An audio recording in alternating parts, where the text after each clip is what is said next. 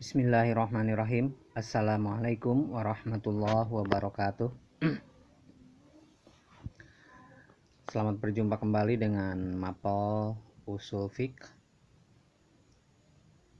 Dan mudah-mudahan Ustadz harap kalian santri banin dan banat tetap dalam keadaan sehat walafiat, istiqomah dan semangat dalam menghadapi setiap pelajaran, mobil khusus pelajaran usul fikih ini. Pada kesempatan kali ini, di pertemuan kedua pelajaran usul fikih, kita akan membahas hukum-hukum syariat, di mana kemarin disebutkan bahwa dari usul fikih itu salah satunya terkait dengan hukum-hukum syariat. Kita mulai dengan ta'awudz dan basmalah. A'udzubillahi minasyaitonirrajim. Bismillahirrahmanirrahim. Al-babu tsani, bab yang kedua, al-ahkamus syar'iyyah, hukum-hukum syariat. Wal ahkamus syar'iyyah, hukum syariat itu itsna asyara, ada 12. Al-wajibu pertama wajib, wal mandubu kedua mandub, wal mubahu ketiga mubah, wal haramu keempat haram, wal makruhu kelima makruh, was sohihu keenam sohih, wal batilu ketujuh batil, was syartu 8 syarat, wal mani'u war rukhsatu, ya, wal mani'u dan mani, war rukhsatu wal azimatu, ada yang terlewat ya, was sababu sabab, ya terlewat, jadi 12. Maaf, ini ada yang terlewat, tidak tertulis ya. Dan dari 12 itu kita bahas satu-satu. Pertama al-wajibu. Yang akan kita bahas pertama adalah wajib. Al-wajibu, apa wajib itu? Wajib itu adalah ma yusabu ala fi'lihi, ma perkara yusabu yang diberi pahala, ala fi'lihi terhadap perbuatannya, ataupun ala fa'ilihi bisa ya, ala fa'ilihi terhadap orang yang mengerjakannya, wa yu'aqabu dan diberi siksa atau disiksa, ala tarkihi karena meninggalkannya, atau ala tarikihi kepada orang yang meninggalkannya. Pertama yang disebut atau dari bagian hukum-hukum syariat itu, pertama adalah wajib, yaitu mayu sabu ala fi'lihi wa yu'aqabu ala tarkihi, perkara yang diberi pahala karena mengerjakannya dan diberi siksa karena meninggalkannya. Jika dikerjakan mendapatkan pahala, jika ditinggalkan akan mendapatkan siksa. Seperti apa contohnya? Al-mithalu, contohnya itu as-sholawatul khamsu, sholat yang 5 waktu, was-shaumu ramadhana, dan saum di bulan Ramadan, dan juga kewajiban-kewajiban yang lain, gitu kan. Kewajiban itu kan ada 2 gitu, jadi disebut juga dengan fardu. Ada 2, ada fardu ain, ada fardu kifayah. Kalau fardu ain itu fardu kepada setiap orang, gitu kan, setiap orang yang mukallaf, baligh dan berakal. Kalau fardu kifayah itu adalah idza qomal badu saqatal haraj anil bakin, jika dikerjakan oleh sebagian sakoto, maka gugur al haraju dosa anil bakin dari sisanya, dalam artian dari orang yang tidak mengerjakan. Tapi ya kita bertumpu dulu ataupun berfokus dulu pada urusan ini. Yang pertama wajib. Wajib itu adalah jika dikerjakan akan mendapatkan pahala, jika ditinggalkan akan mendapatkan siksa. Kita lanjut. Yang kedua, al mandubu adalah mandub. Nah, ini mandub itu istilahnya di sini ya. Istilah-istilah lain selain mandub banyak juga. Ada yang disebut juga mandub itu adalah sunat, itu kan istilah sunat. Ada juga mandub itu mustahabun. Istilah lain ada juga mustahabun. Tapi intinya ya, baik itu mandub, sunat atau mustahab, ya istinya itu juga. Isinya mah gitu kan. Ta'rifnya itu juga, yaitu mayusabu ala fi'lihi wala yu'aqabu ala tarkihi. Ma yusabu, yaitu perkara ataupun apa-apa yusabu yang diberi pahala ala fi'lihi karena mengerjakannya, wala yu'aqabu, tetapi tidak mendapatkan siksa. Tidak mendapatkan siksa juga tidak mendapatkan pahala, itu yang dimaksud ya. Ala tarkihi, karena meninggalkannya. Jadi yang kedua adalah mandub, dalam kata lain sunat atau mustahab, yaitu perkara jika dikerjakan akan mendapatkan pahala, tetapi tidak apa-apa jika ditinggalkan. Tidak apa-apa itu artinya tidak akan mendapatkan apa-apa. Tidak akan mendapatkan apa? Mendapatkan pahala, juga tidak akan mendapatkan siksa. Al-mithalu contohnya adalah tahiyatul masjid. Sholat tahiyatul masjid itu kan, atau pokoknya sholat sunat yang lainnya. Yang ketiga al-haramu. Yang ketiga adalah haram, perkara yang haram. Apa yang disebut dengan haram, hukum haram? Yaitu ma yusabu ala tarkihi wa yu'aqabu ala fi'lihi. Ma perkara yusabu yang mendapatkan pahala ala tarkihi karena mengerjakannya, wa yu'aqabu dan mendapatkan siksa ala fi'lihi karena meninggalkannya.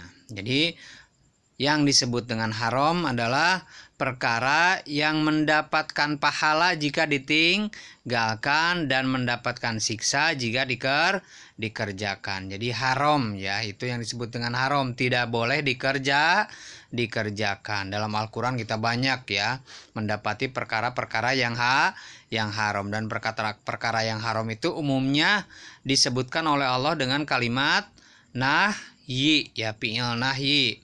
Semacam wala taqrabuz zina, itu kan, itu juga itu termasuk perkara yang haram. Ini contohnya, al-misalu contohnya adalah ar-riba.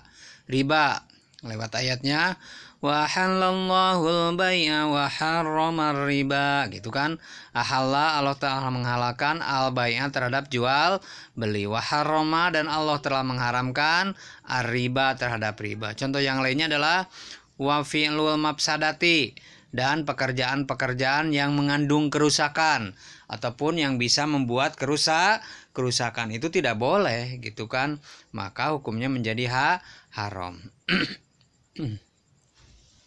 Yang keempat al makruhu, makruh. Makruh itu dari fi'il kata kariha yakrohu ya, artinya benci. Makruh itu adalah isim maf'ul, berarti dibenci dalam artian tidak disukai. Makruh itu dibenci, tidak disukai, tapi tidak mencapai derajat haram, hanya saja tidak disukai saja. Itu kan derajatnya tidak mencapai haram. Apa yang disebut dengan makruh? Ma yusabu ala tarkihi, perkara yang mendapatkan pahala karena meninggalkannya. Jadi jika kita meninggalkan perkara yang makruh, maka akan mendapatkan pahala. Wala yu'aqabu ala fi'lihi, wala yu'aqabu dan dia itu tidak mendapatkan siksa ala fi'lihi karena mengerjakannya. Jika ditinggalkan mendapatkan pahala, tetapi jika dikerjakan tidak mendapatkan siksa. Intinya ya setiap perkara yang tidak bermanfaat itu juga bisa disebut makruh. Nah, di sini ada contohnya, al-misalu contohnya adalah taqdimul yusra alal yumna fil wudu'i. Mendahulukan anggota badan sebelah kiri dengan terhadap anggota badan sebelah kanan fil wudu'i, dalam wudu. Jadi dalam wudu itu kan sunahnya mendahulukan yang sebelah kanan, gitu kan. Tetapi jika didahulukan yang sebelah kiri, maka hukumnya menjadi terbalik, dari sunah menjadi makruh. Itu yang keempat. Yang kelima al mubahu. Yang kelima adalah mubah. Mubah abaha yubihu ibahatan fahuwa mubihun wadaka mubahun. Itu kan mubah boleh, mubah itu adalah sesuatu yang boleh, gitu kan. Nah, ini ta'rifnya mubah, mala yusabu ala fi'lihi wala yu'aqabu ala tarkihi. Jika dikerjakan tidak mendapatkan pahala, jika ditinggalkan tidak mendapatkan siksa. Al-mithalu contohnya an-naumu fin nahar. Naum tidur pada siang hari. Maka hukum tidur pada siang hari hukumnya adalah mubah. Jika dikerjakan tidak mendapatkan pahala, jika ditinggalkan tidak mendapatkan siksa. Tapi bisa sebenarnya perkara-perkara yang mubah itu mendapatkan pahala dengan apa? Innamal a'malu bin niat. Amalnya harus dengan niat. Niatnya apa?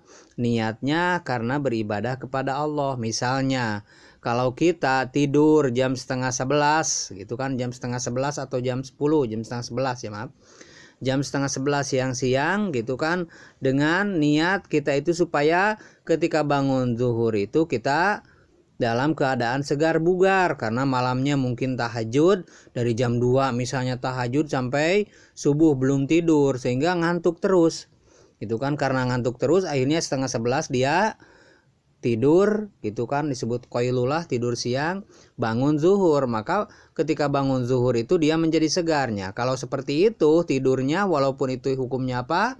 Boleh dari awal apa hukum asalnya, maka itu bisa menjadi nilai ibadah. Kenapa?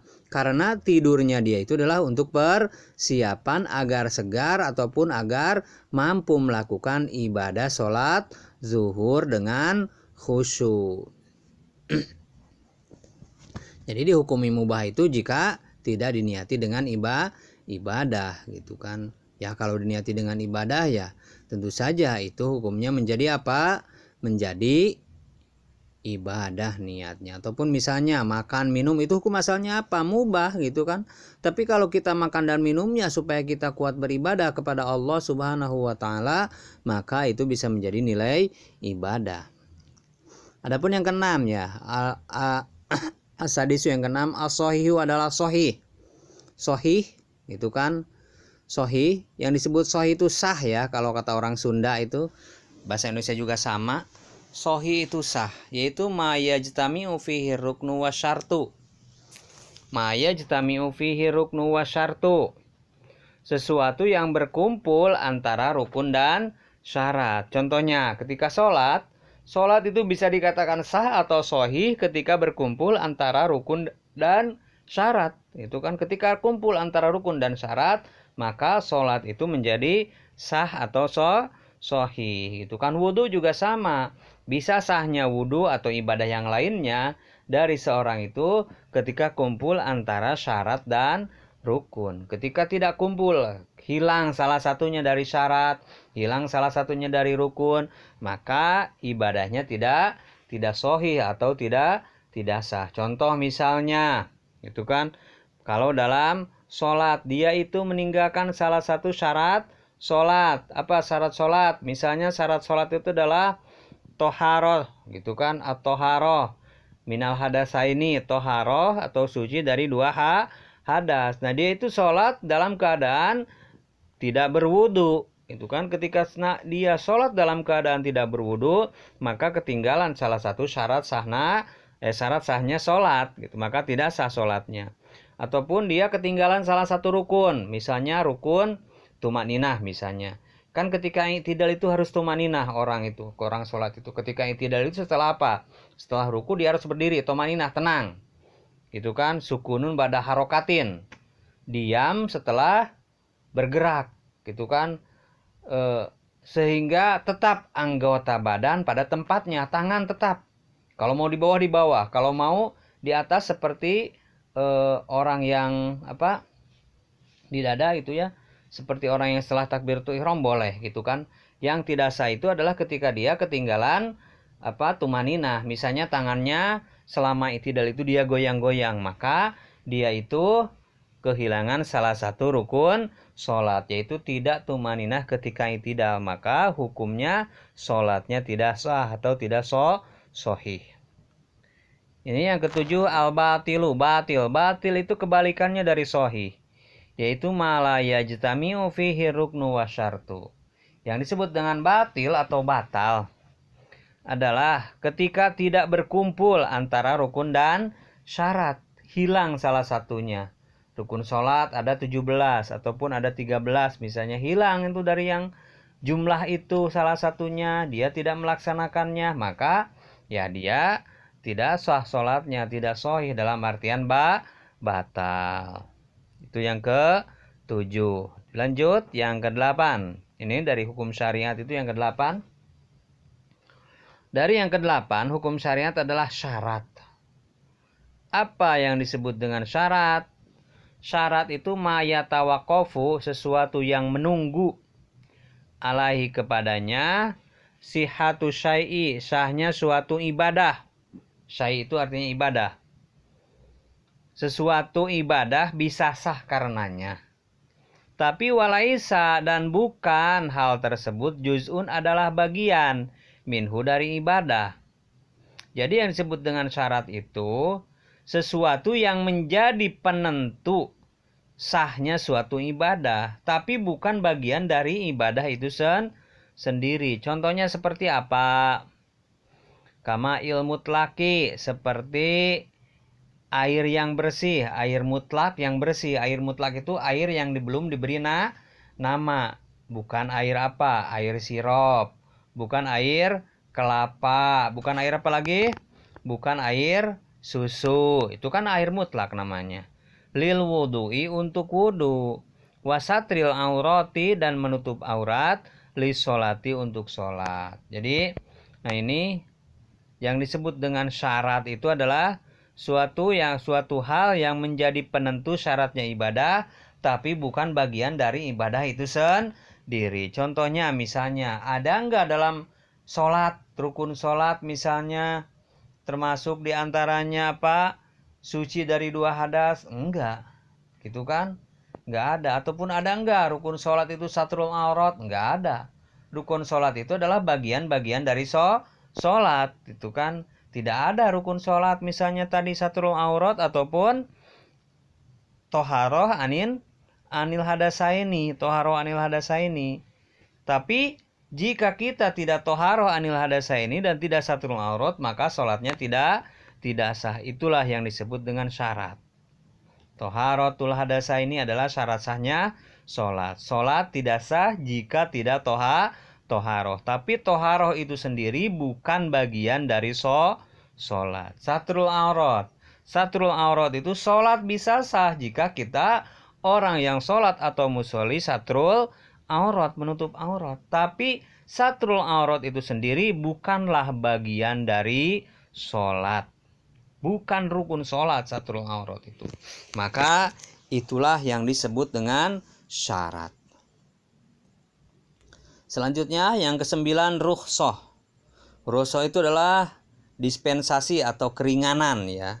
Apa yang disebut dengan rukhsah? Al-hukmu adalah hukum.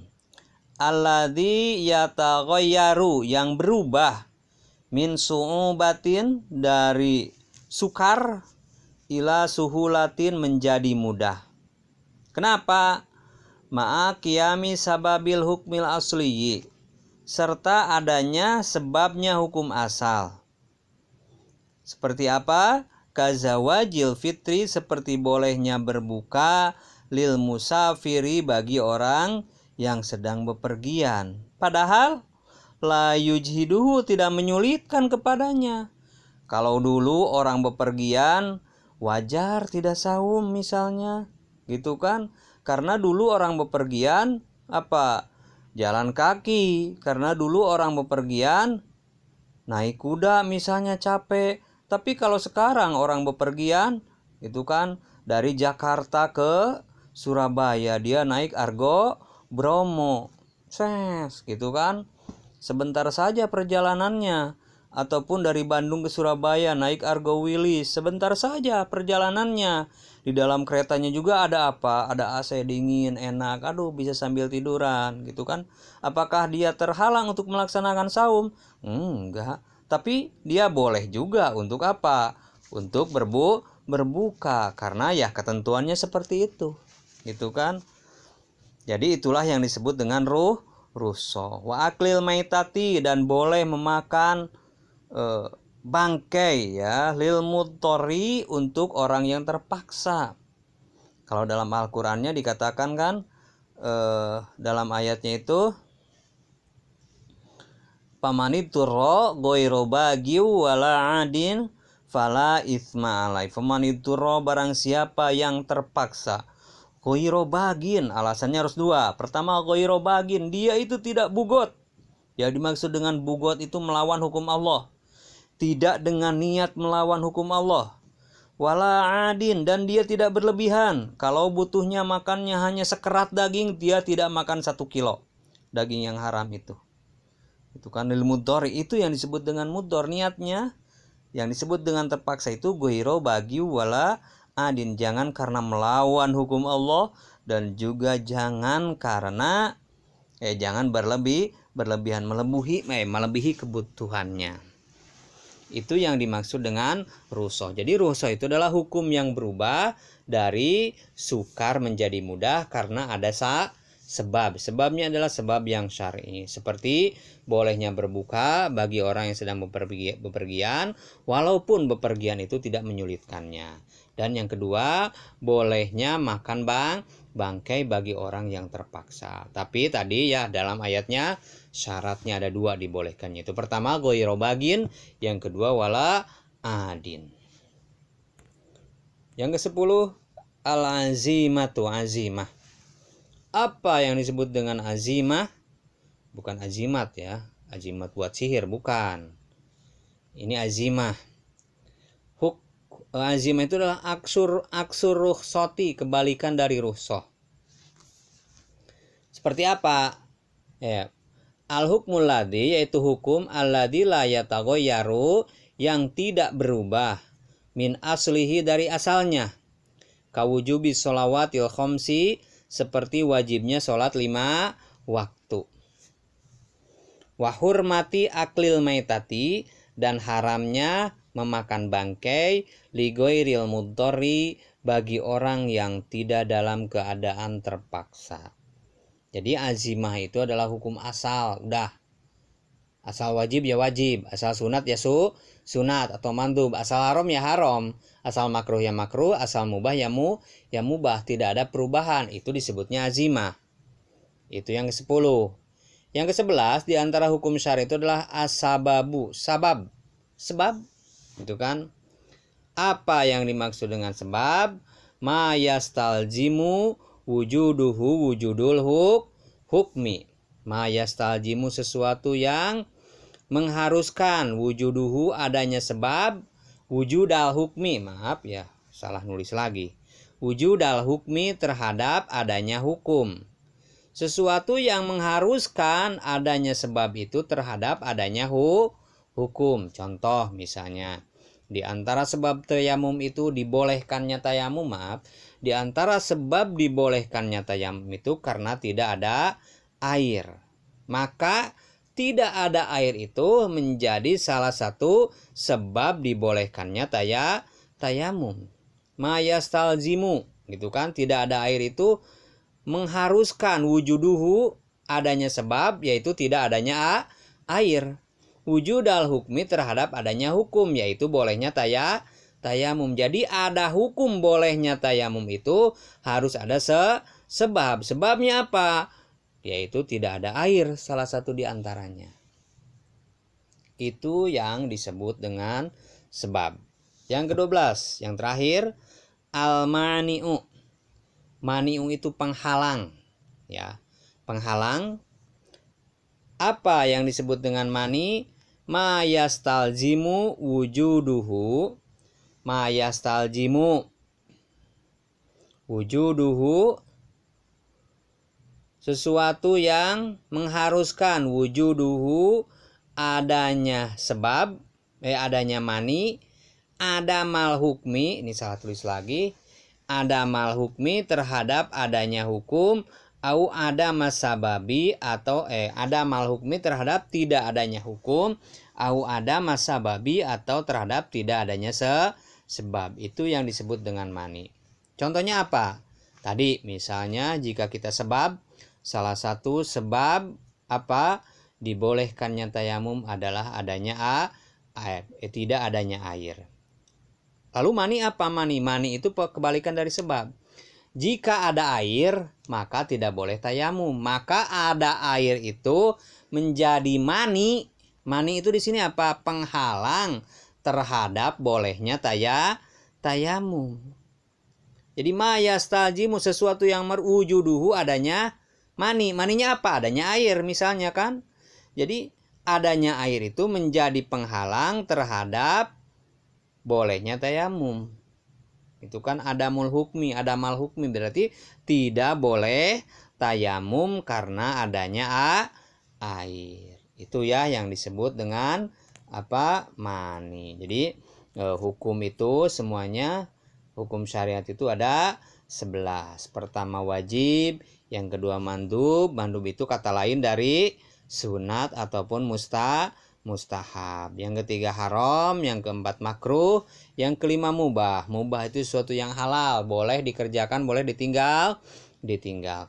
Maka tapi jika kita ingin apa? Ingin mendapatkan pahala ketika mengerjakannya, maka mengerjakannya harus diniati dengan ibadah kepada Allah. Diniati dengan ibadah kepada Allah, diniati bahwa misalnya makan agar kita kuat beribadah, bukan kita makan agar kita apa? Kuat misalnya untuk melakukan maksiat atau melakukan sesuatu yang tidak berguna. Tidur siang dulu supaya nanti malam kuat begadang untuk nonton bola. Maka ya tidak jadi nilai ibadah kalau seperti itu.